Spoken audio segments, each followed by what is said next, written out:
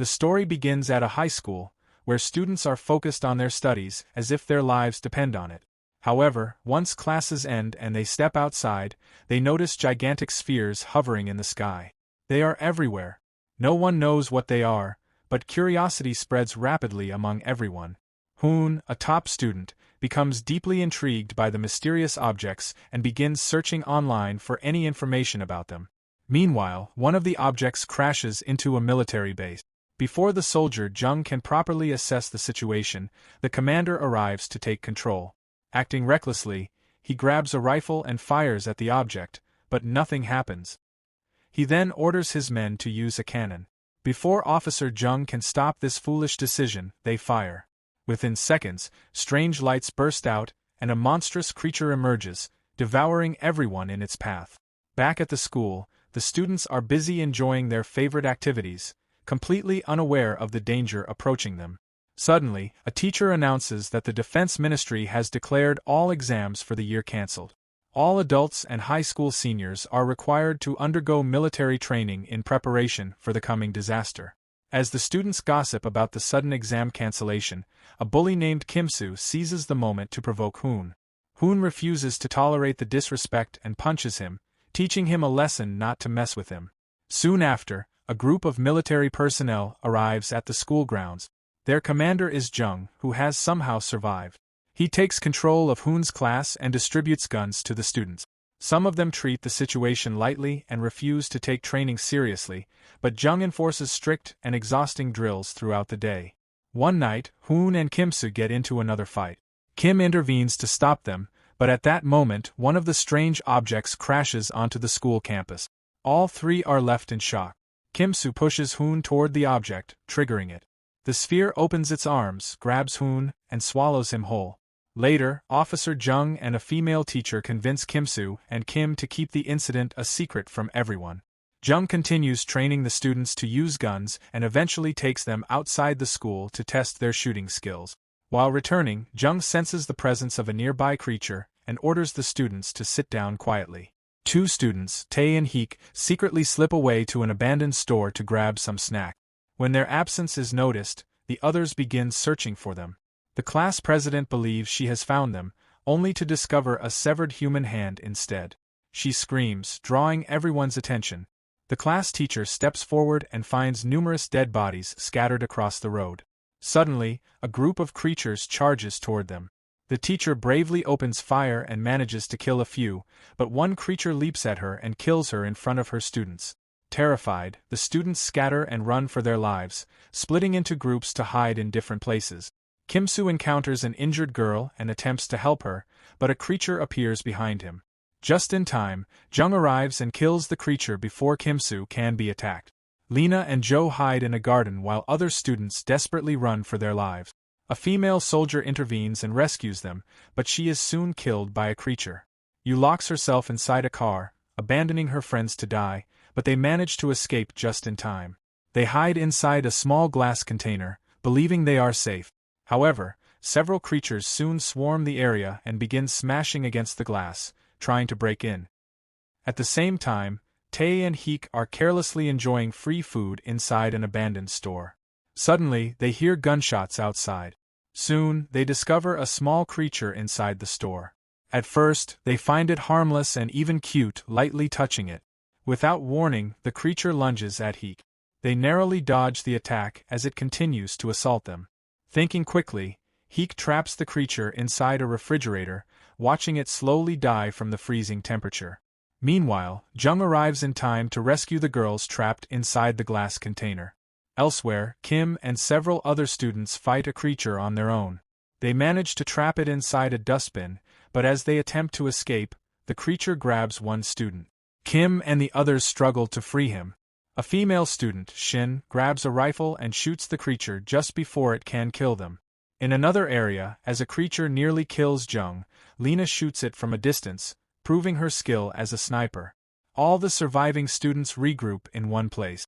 Jung leads them back to the school, where the remaining students, who were unaware of the chaos, are shocked to see them injured and traumatized. Despair spreads among the class. One student even decides to quit the training and return home.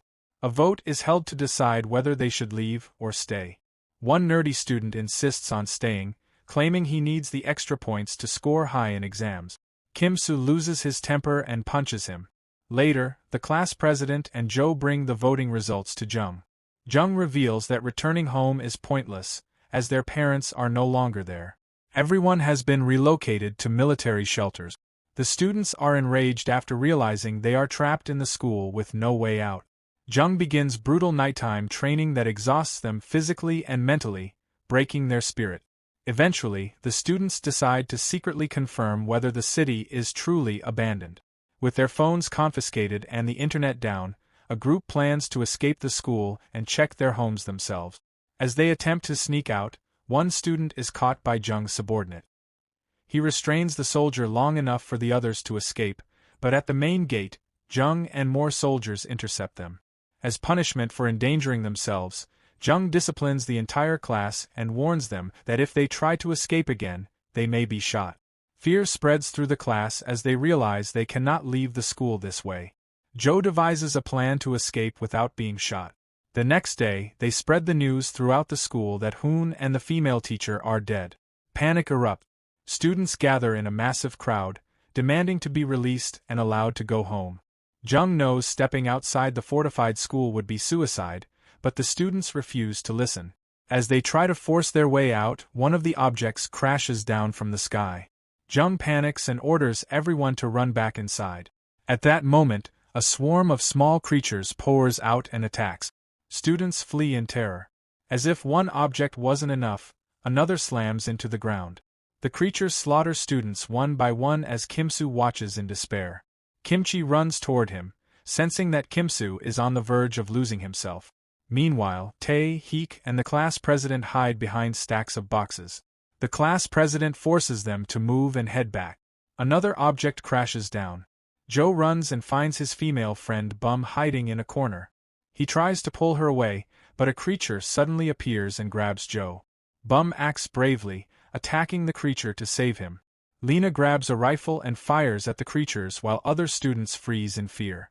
Some students try to retreat into the school building, but one object crashes directly onto it. They slam the doors shut just before the creatures emerge. All the students rush back inside.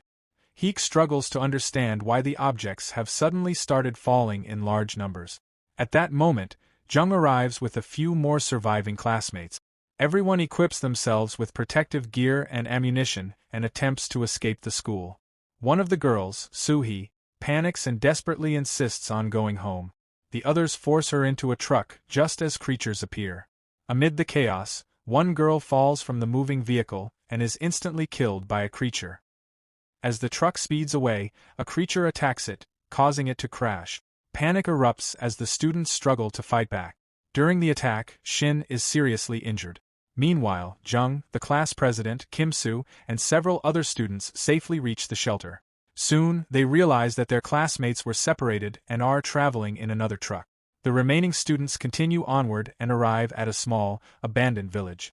They search desperately for water and medicine to treat Shin. They manage to find water and some basic first aid supplies, but there is no food and everyone is starving. One of the girls steps outside to relieve herself. While alone, she secretly takes out a packet of noodles and eats it by herself, refusing to share it with anyone. As Jung prepares to leave the shelter to search for the missing students, the class president, Kim-soo, and others learn of his plan and want to join him. However, one top-ranking student refuses, claiming it would reduce his exam score. Kim-soo loses his temper and lashes out at the selfish boy. Back in the village, a creature discovers the girl outside and chases her. Everyone rushes indoors and locks themselves in a room.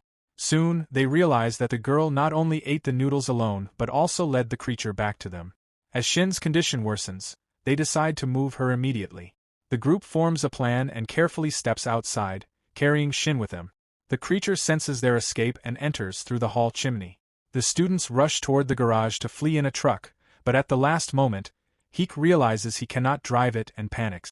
A girl steps forward, offering to drive, but Heek refuses to trust her and throws away the keys. Jo suggests that the only way to survive is to abandon Shin and escape, but no one wants to make that decision. Instead, they play a drawing sticks game to choose who will distract the creature so the others can flee. Heek draws the broken stick but refuses to reveal it. Guang, the tough and fearless student, voluntarily takes the role instead. As Guang distracts the creature, the others escape in the truck. After driving some distance, they realize that Heek is also missing. As Guang runs for his life, Heek suddenly appears and attacks the creature with nitrogen gas, temporarily immobilizing it. Believing the creature to be dead, they lower their guard. Just as it prepares to strike again, Jung and Lena arrive and kill it, saving them both. In this way, they reunite with the remaining students and return to the shelter. However, their suffering does not end there. A high-ranking commander orders Jung to take his high school unit on an extremely dangerous mission to eradicate creatures within the city. The students are shocked that only their class has been chosen, but they refuse to give up. They share what may be their final meal together, and the next morning, they head toward the city. Using a detection device, they locate the creatures and begin the mission to eliminate them. They move through the city street by street, forcing open doors and searching every abandoned house for signs of life. Most homes are silent, frozen in the moment their owners fled or died. In one dark apartment, they finally find a girl curled up in a corner, clutching her knees. Her eyes are empty, her body trembling non-stop. She barely reacts when they speak to her, and it is clear she has witnessed something that shattered her completely. Not long after, they reach a nearby school. Inside, the sight is far worse than they imagined. Classrooms are filled with bloodstains, broken desks, and lifeless bodies. Only a handful of survivors remain, hiding in fear. The students help them as best they can, but the atmosphere grows heavier with every step. That night, as everyone takes turns standing guard, the class president notices the new girl sitting alone, gripping a rifle with shaking hands. Before anyone can stop her, she raises the weapon toward herself, ready to pull the trigger, overwhelmed by guilt for failing to save her friends. Jung rushes in to stop her. In a sudden emotional outburst, she turns her hatred toward the military, blaming them for abandoning civilians, and fires. The bullet strikes Jung's junior officer. He collapses but miraculously survives, leaving everyone shaken. Later that same night, Shin gathers the courage to approach Jung. In the quiet darkness, she tries to confess her feelings, knowing there may never be another chance. Before she can speak properly, a classmate interrupts them. Embarrassed and discouraged, Shin walks away.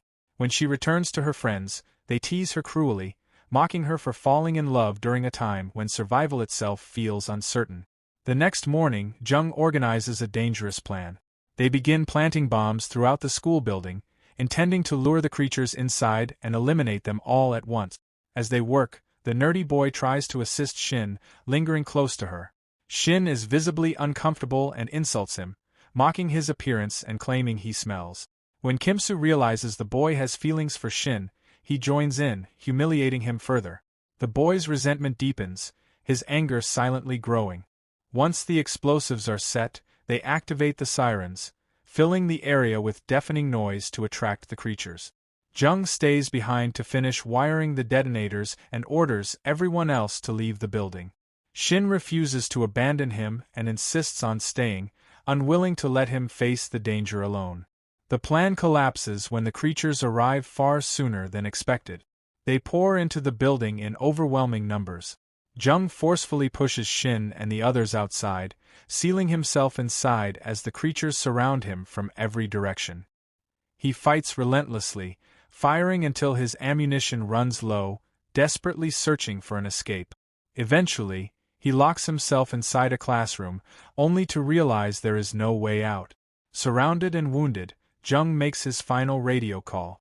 With calm resolve, he orders his junior officer to press the button and detonate the building.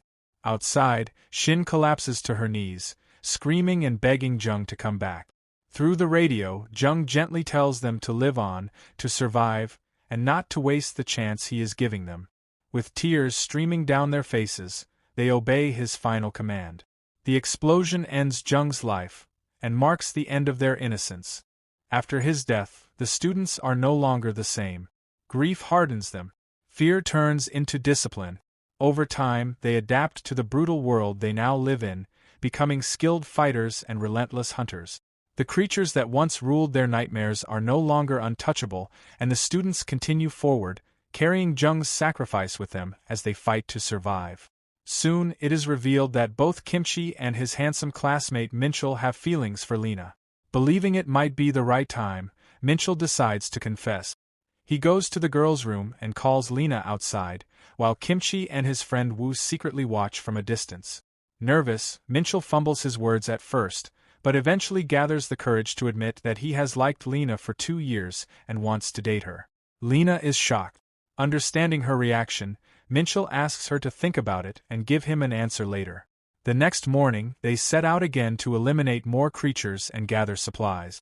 They reach an abandoned prison, where they discover several high-level criminals locked in the basement. The prisoners beg to be released, but the students know freeing them would be suicide, as the criminals would likely attack them and others. One prisoner pretends to be sick and homesick, managing to deceive Bum. Bum pleads with her classmates to help the prisoner, but they recognize the lie and tell her to leave him alone. Believing herself to be the smartest and kindest among them, Bum ignores their warnings and releases the prisoner, who immediately attacks her. The freed prisoner then releases the others, and they begin tormenting Bum. When the rest of the students arrive, they manage to lock the main gate, but the prisoners threaten Bum's life. Despite having superior firepower, the students are forced to think carefully about their next move. Eventually, the students agree to free the prisoners, but the prisoners break their promise. The gang leader openly declares his intentions without fear or shame. He plans to hunt down the students, slaughter every male he finds, and turn the girls into his personal slaves. With cruel confidence, the prisoners spread out through the prison complex, searching for the students. However, the students anticipate this and deliberately lead the gang toward areas infested with creatures. Their gamble works. At the same time, another prisoner corners Bum in a dark corridor and attempts to assault her. Terrified, Bum fights back and manages to escape, hiding inside a metal locker while holding her breath. Moments later, the man hears a strange sound and turns to see a creature approaching. Fear overtakes him. He runs blindly down the hallway, screaming, only to be caught and killed almost instantly. Realizing they need to end this threat quickly, Zhou, Yuanbin, Guang, and the others decide to lure even more creatures into the prison to eliminate the remaining prisoners. Heek and Tay step outside and deliberately create loud noises, banging metal and shouting to draw the creatures toward the building. Bum eventually reunites with Bora and several others outside the prison. Their relief is short-lived when creatures suddenly attack, forcing the group to split up. Bora and Bum run back inside the prison, only to encounter the gang leader himself. Enraged, he strikes Bora hard, venting his frustration. He then turns toward Bum, intent on killing her. Bora throws herself in front of Bum, shielding her with her own body. Just then, the large prisoner appears. He grabs Bora's loaded gun. For a brief moment, everyone assumes he will turn it on the students. Instead, he calmly aims at the gang leader and shoots him dead. With the threat eliminated, the large prisoner quietly leaves the scene, revealing that beneath his intimidating appearance, he was never truly cruel. He disappears without harming anyone. Elsewhere, tragedy strikes again. Minchell falls from a building and dies. No one witnesses the fall, and no one can explain how it happened. Kimchi firmly believes it was not suicide. He insists Minchell loved Lena deeply and dreamed of a future with her, making it impossible that he would willingly end his own life. The group returns to the shelter, exhausted and emotionally shattered. When the other students learn of Minchell's death, grief quickly turns into anger. Accusations fly as everyone looks for someone to blame. In the middle of the chaos, Kimsu steps forward and confesses the truth. He admits that he, the class president, and Joe deliberately hid the fact that the main exams were cancelled, believing the lie would keep everyone united. Instead, the revelation ignites rage, and trust within the group begins to crumble. The next morning, the students leave the shelter together and begin their journey toward the city, desperate to find their parents. After days of walking through empty roads and ruined streets, they reach a port. There, they find the bodies of other students who had tried to travel to the capital and failed. The sight terrifies the nerdy boy. Still clinging to the idea of exams and reward points promised by the military, he begs to turn back. No one listens anymore. Exams no longer matter. Survival does. A few kilometers later, they stumble upon an abandoned amusement park. For the first time in a long while, they find food. They eat, laugh weakly, and even ride a few attractions, using the empty park to momentarily forget their fear and grief. The nerdy boy, however, cannot let go of the past. He finds an old newspaper and convinces himself that the exams were never truly cancelled. Obsessed, he rushes to inform the others. On the way, he sees Shin talking closely with Gwang. He misinterprets the moment as intimacy and later confronts Shin, claiming that once he clears the main exams, he can give her a better life than Gwang ever could. Overcome with jealousy and frustration, he suddenly shoves Shin. She collapses to the ground and loses consciousness. Instead of panicking, he sees the moment as an opportunity and kisses her while she is unconscious. Kim-soo arrives just in time and witnesses the act. Enraged beyond control, he confronts the nerdy boy. Panicked and desperate, the boy points a rifle at Kim-soo, threatening him to keep silent. Kim-soo disarms him and beats him brutally, leaving the situation on the brink of something far worse to come. While Kim-soo is distracted, tending to Shin, the nerdy boy strikes him from behind with a rock. As the others are enjoying the rides, they hear a gunshot and rush to the scene. They find Shin unconscious near the shore and the nerdy boy standing alone by the sea. He fabricates a story, claiming a creature attacked them and dragged Kim-soo into the water. Everyone becomes too terrified to face the creature and retreats. Soon, a flashback reveals the truth. It was the nerdy boy who fired the gun at Kim-soo, killed him, and dragged his body into the sea. Now, consumed by fear that Shin might expose him, he grows increasingly unstable. The group takes shelter by returning to their old school and sitting in their classroom, reminiscing about the past. However, the nerdy boy is haunted by the thought of being revealed as a murderer. He steps outside to calm himself, but begins hallucinating Kim-soo. His sanity crumbles. Convinced that Shin will tell everyone the truth and that they will kill him in return, he decides to murder Shin first. As the others are distracted, talking among themselves, the nerdy boy strikes first, killing Gwang. He then turns his rifle on his own classmates and fires without mercy. Woo shields Kimchi. The nerdy boy shoots Shin dead as Bora and Bum try to escape, then fires at Bora, killing her as well. Kim begs him to spare her life, but he ignores her pleas. Lena attempts to stop him, but he shoots her too. As Kim crawls away, he shoots her dead. Kimchi demands to know why he is doing this. The nerdy boy explains that his dream of becoming successful has been destroyed, and now he wants to take everyone down with him. Just as he is about to shoot Kimchi, Bum shoots him from behind, killing him. The only remaining survivors are Bum, Lena, Yu, and Kimchi.